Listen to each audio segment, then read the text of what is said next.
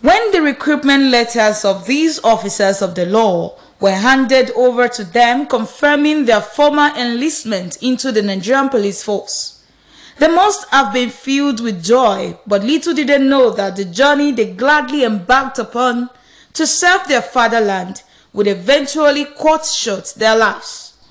Though the probability of paying the ultimate price in the line of duty could be high for law enforcement officers, little did they realize that sudden, callous and gruesome death could come in the very hands of these miscreants.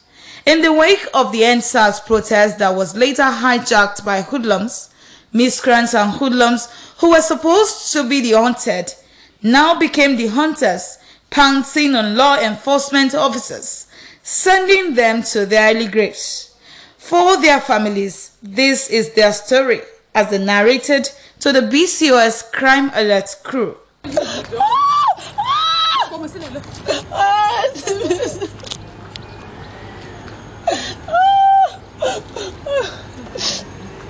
Ọmọ Nàìjíríà kò ṣàánú mi torí mi ilẹ̀ nìkan, mi ní bàbá, mi níyà. Ọkọ mi nìkan mo gbójúlé. Ó dẹ̀ ṣe àwọn ìlérí tó pọ̀ fún mi. Ó ti ní tó bá di next year, màá gba shop, màá ṣe gbá, màá ṣàwò gbogbo ìlérí tó ti bá mi ṣe. Mo dẹ̀ jẹ́ kó dúró ṣe torí ikú tọkọ mi kú ikú oró ni. This is Corporal Rotimi Oladele's widow, who was gruesomely killed at Abayomi area of Iwo Road, Ibadan. The pains of a widow, a mother, and a lonely lover with 2 children of ages 3 and 16 days old remained so obvious as she broke down in tears.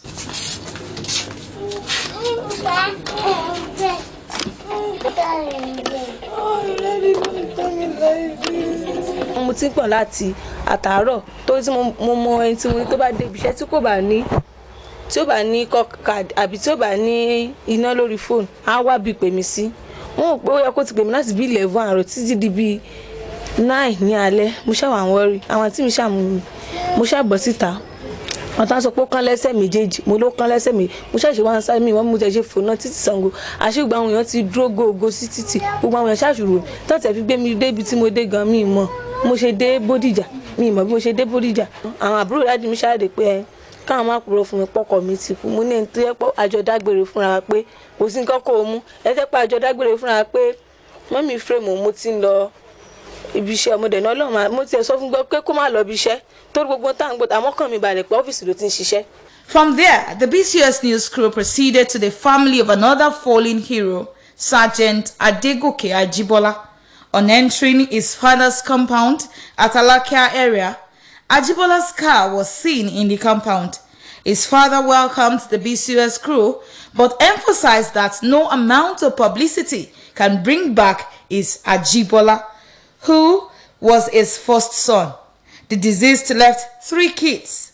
Ajibola's mother was seen visibly writhing in emotional pains. The tales of pain, tears, and sorrow continued as we visited the widow of late Inspector Abegunde Peter, Sergeant Sikirat Abegunde, who also narrated our ordeal as she comes to terms with the death of her husband, who was killed gruesomely at Ojo area. She says coping has been difficult. The marriage is blessed with 4 children. On the 21, the following day, I went there, I saw somebody burnt, but you will not even recognize the person.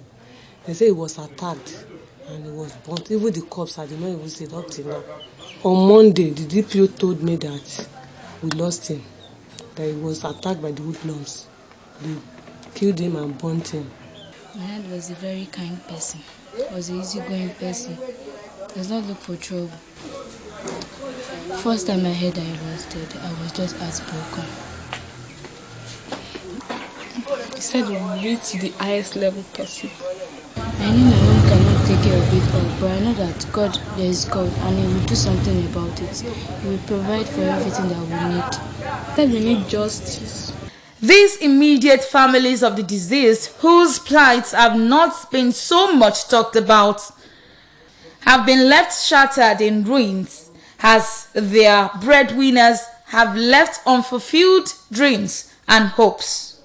It would be recalled that the Oyo State Governor, Engineer Seyi Makinde, has however volunteered to compensate the families of these slain officers.